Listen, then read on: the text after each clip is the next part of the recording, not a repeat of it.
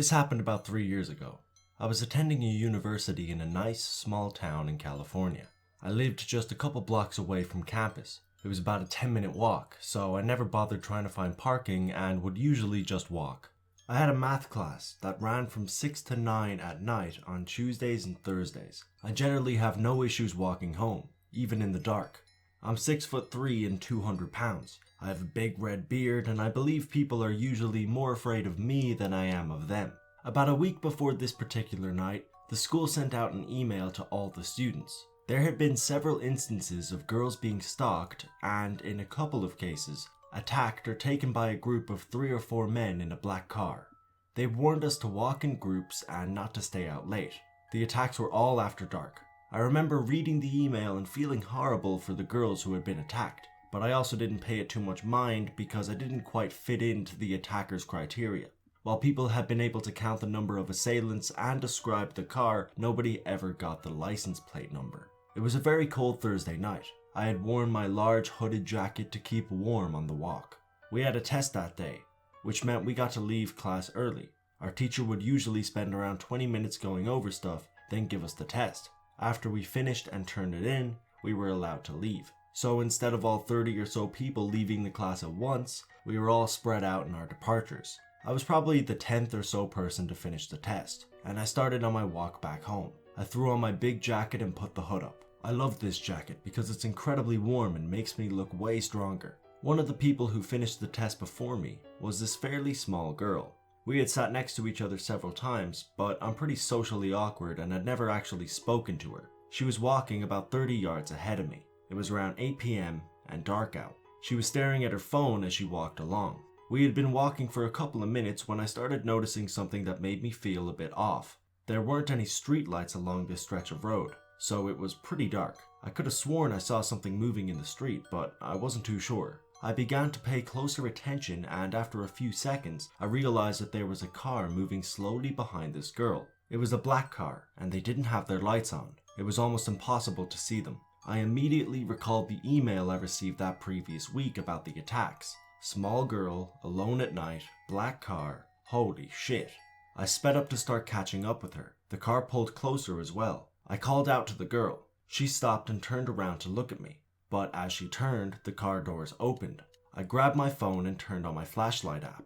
3 men jumped out of the car and started running at her. I started yelling at them and she started running away from them. They were about to catch her and I was sprinting at them. I am 100% sure these 3 dudes would have absolutely kicked my ass.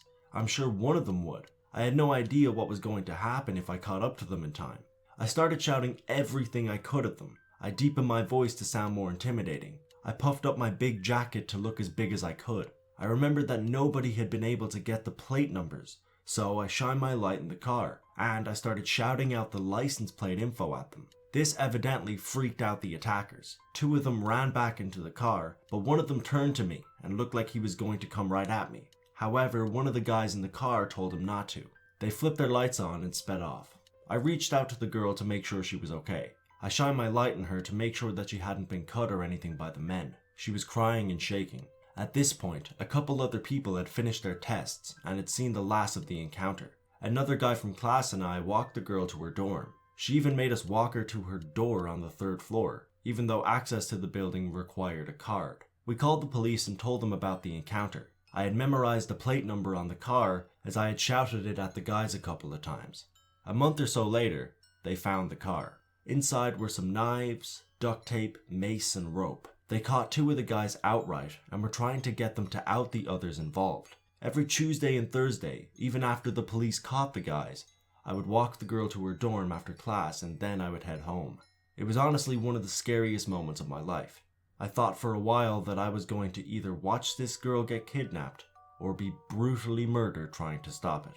So stupid, rapey, kidnappy, mean guys. Let's not meet. My mom had been a drug addict my entire life.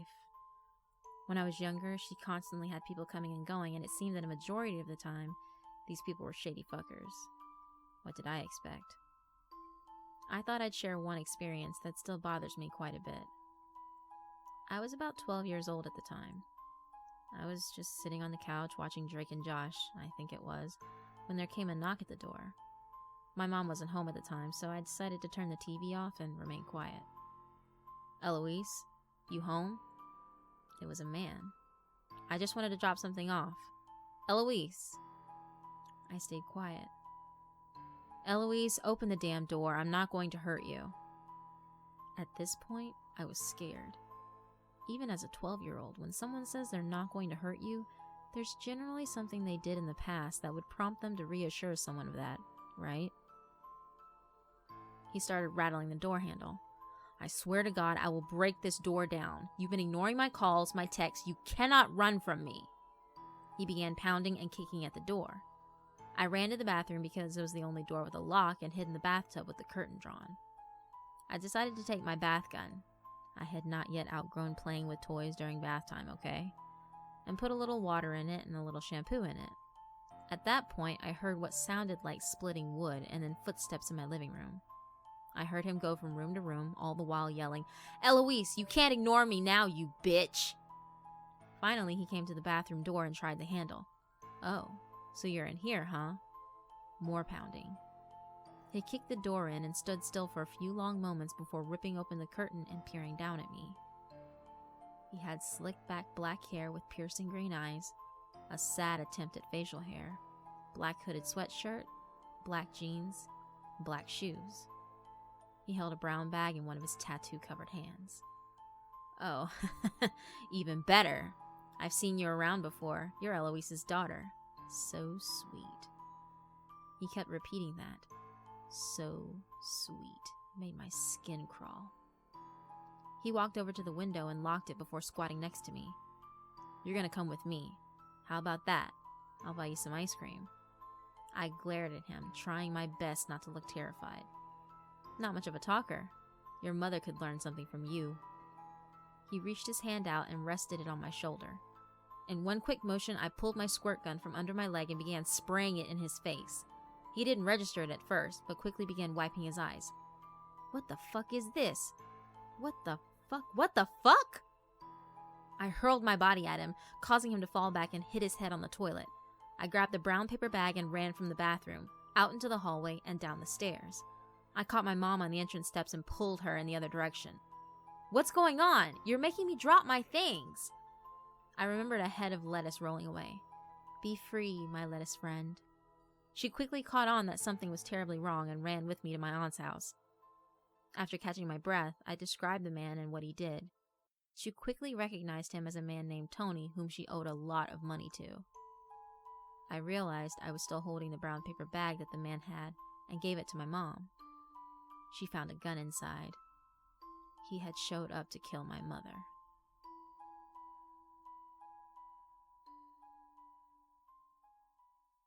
This happened about 6 months ago in Australia.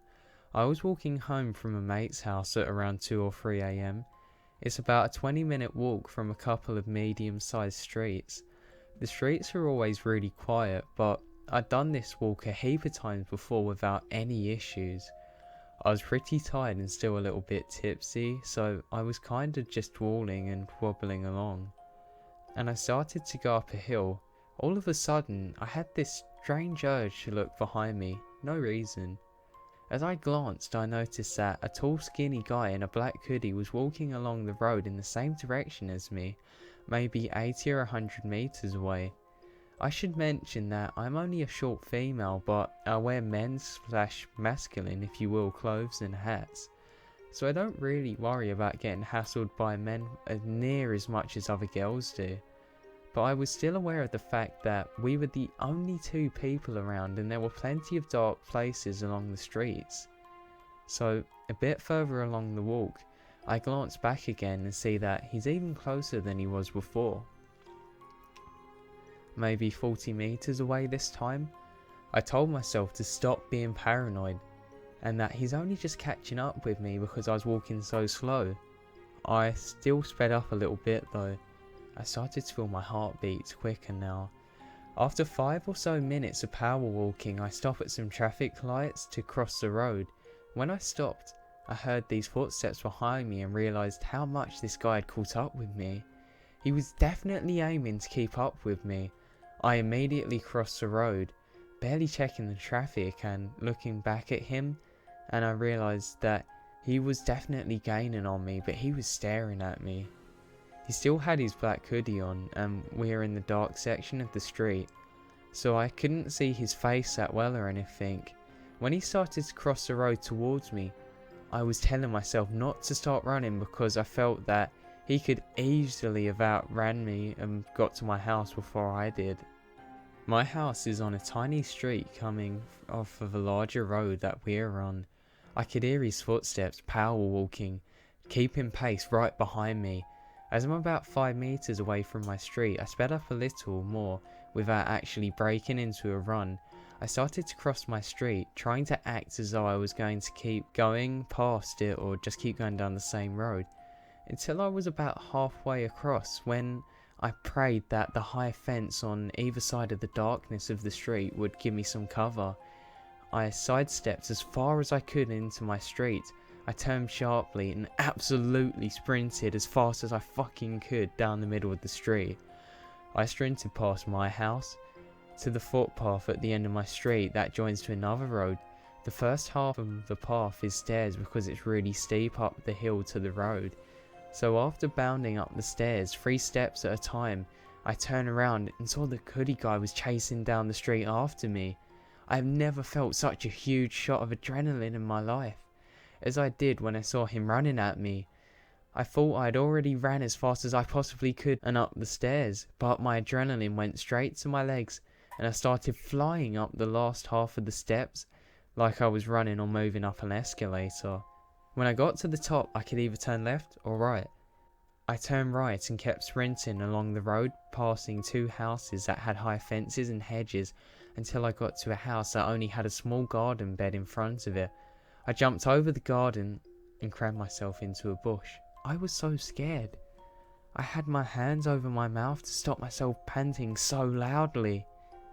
The street was deserted and silent, so I easily heard the hoodie guy's footsteps pounding up the hill. I heard him stop, but his breathing was really heavy, almost animal-like, so I peeked out to see what he was doing. He was at the top of the path, clutching his side, bent over like he was gonna puke, looking left and right down the street. He made up his mind, spat on the ground and turned and left. I watched him jog away, still looking everywhere for me. So I was sat there, terrified. As soon as I realised he was out of sight, I laid down on the ground and let myself pant and breathe for a little bit until I felt like I could walk again. All I wanted to do was get home. I kept going to the right further down the street because it connected with the other road that I was on before. So I circled back to my house and kept some distance from the hoodie guy. In the end, I made it home safe, thank God.